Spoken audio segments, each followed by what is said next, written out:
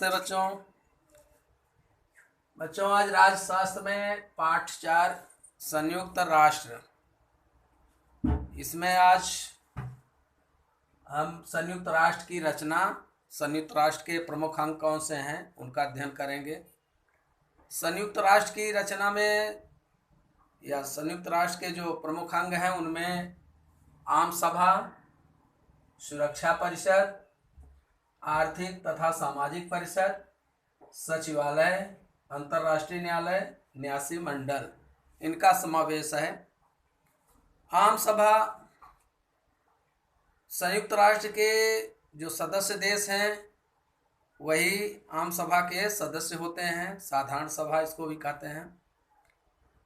इसमें हर एक देश को समान रूप से अवसर प्राप्त होता है, समान रूप से अधिकार प्राप्त होता है। गरीब देश हों, अमीर देश हों, सबको एक जैसा दर्जा प्राप्त होता है। इसमें सबको, हर एक देश को एक मत देने का अधिकार है। सितंबर से दिसंबर के बीच आम सभा का अधिवेशन होता है।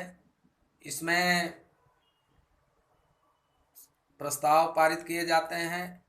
आम सभा कानून नहीं बनाती, प्रस्ताव पारित करती है। आम सभा के कार्य, सुरक्षा परिषद के अस्थायी सदस्य जो 10 चुने जाते हैं उनका चयन, संयुक्त राष्ट्र के महासचिव और अंतर्राष्ट्रीय न्यायालय के न्यायाधीशों का चयन करने का काम आम सभा के द्वारा होता है, सहयोग उसमें होता है।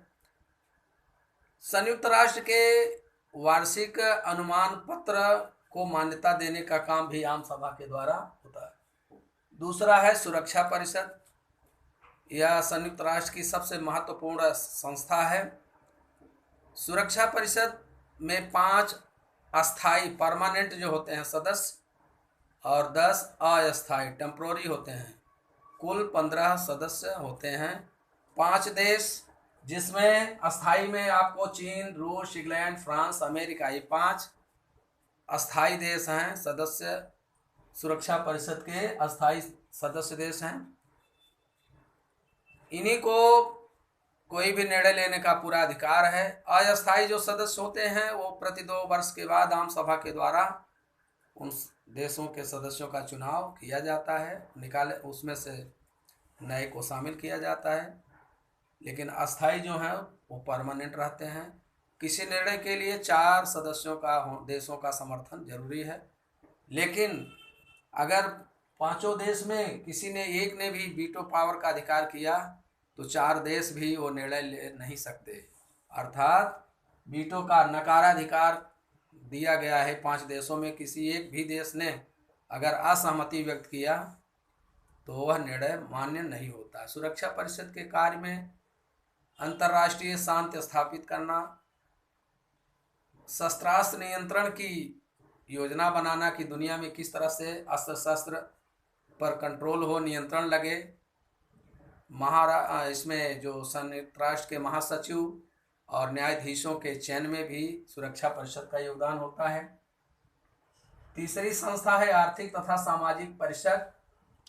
इसमें 54 देश इसके सदस्य हैं और प्रत्येक सदस्य का कार्यकाल 3 वर्ष का होता है।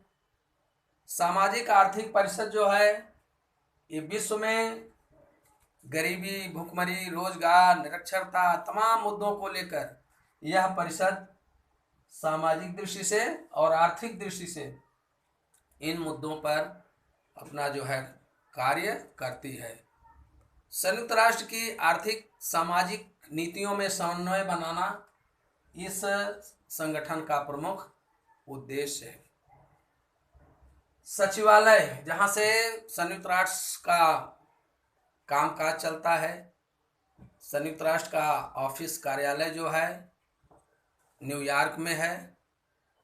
संयुक्त राष्ट्र के सचिवालय के प्रमुख को महासचिव कहा जाता है और महासचिव की नियुक्ति आम सभा के द्वारा, सुरक्षा परिषद के द्वारा की जाती है। आम सभा के द्वारा इसका निर्णय लिया जाता है, क्योंकि आम सभा में संयुक्त राष्ट्र के सभी सदस्य देश शामिल होते हैं। सुरक्षा परिषद का जो सचिवालय है इसका मुख्यालय न्यूयॉर्क में है और ये सुरक्षा परिषद तमाम महत्वपूर्ण कामकाज का संचालन, प्रशासकीय जो व्यवस्था है ये सचिवालय के द्वारा संचालित की जाती है। जो पांचवा विभाग है इसका संगठन अंतर्राष्ट्रीय न्यायालय है। हर एक देश में उस देश की व्यवस्था न्याय को देखने के लिए कोर्ट अदालत होती है, लेकिन वो उस राष्ट्र तक सीमित होते हैं। लेकिन जब देश और एक देश का दूसरे देश से, तीसरे देश से कोई विवाद होता है तो उसका निराकरण के लिए अंतर्राष्ट्रीय स्तर पर न्यायालय का गठन किया गया है। उसे अंतर्राष्ट्रीय न्यायालय कहते हैं। अंतर्राष्ट्रीय न्यायालय नीदरलैंड का द हेग में स्थापित किया गया है। इसमें जो है 15 न्यायाधीश होते हैं और प्रत्येक न्यायाधीश का कार्यकाल 9 वर्ष का होता है। एक न्यायाधीश जब नियुक्त होता है तो वो 9 वर्ष तक सेवा प्रदान करता है। और अंतर्राष्ट्रीय न्यायालय देश देश के बीच जो विवाद होता है, कंट्री कंट्री के बीच, उसको निपटाने का, उसको हल करने का काम इस न्यायालय द्वारा अंतर्राष्ट्रीय स्तर पर किया जाता है। कुल सदस्य संख्या इसमें न्यायाधीशों की संख्या 15 होती है और प्रत्येक न्यायाधीश का कार्यकाल जो होता है 9 वर्ष का होता है। इसका मुख्यालय जो है नीदरलैंड के द हेग में अंतर्राष्ट्रीय न्यायालय स्थापित किया गया है। छठवां जो संगठन इसका प्रमुख अंग है न्यासी मंडल। द्वितीय विश्व युद्ध के बाद दुनिया में बहुत से देश पिछड़े और प्रगत रह गए, तो इस संगठन ने विकसित राष्ट्रों को उनकी तरक्की, उनके विकास के लिए योजना बनाने की, उनकी तरक्की करने के लिए उनको जिम्मेदारी दी। तो इस तरह से उन देशों ने, प्रगत देशों ने उन पिछड़े हुए देशों की तरक्की के लिए योजना बनाई, उनको आगे बढ़ाने का प्रावधान किया और अब धीरे धीरे इस संगठन का महत्व अब खत्म हो गया है। अब इसका ज़्यादा कोई योगदान नहीं रह गया है। इस तरह से बच्चों आज हमने संयुक्त राष्ट्र की जो रचना या प्रमुख अंग में आम सभा, जिसको साधारण सभा कहते हैं, सुरक्षा परिषद, संयुक्त राष्ट्र की सबसे ताकतवर संस्था यही है सुरक्षा परिषद। इसमें 5 स्थायी सदस्य देश होते हैं जिनको वीटो पावर भी है, 10 टेम्पोररी अस्थायी होते हैं। आर्थिक और सामाजिक परिषद ये गरीबी, भुखमरी, निर्धनता, शिक्षा, इन सब के विषय में यह संगठन काम करता है। 54 देश इसमें होते हैं और प्रत्येक इसका सदस्य देश का इसका जो सदस्य होता है उसका कार्यकाल 3 वर्ष का होता है। सचिवालय यहीं से कामकाज होता है। न्यूयॉर्क इसका मुख्यालय है। सचिवालय का जो मुख्य होता है प्रमुख, उसको महासचिव कहा जाता है। अंतर्राष्ट्रीय न्यायालय देश के बीच, एक देश का दूसरे देश से विवाद, उसको हल करने के लिए अंतर्राष्ट्रीय न्यायालय नीदरलैंड के द हेग में स्थापित हुआ है।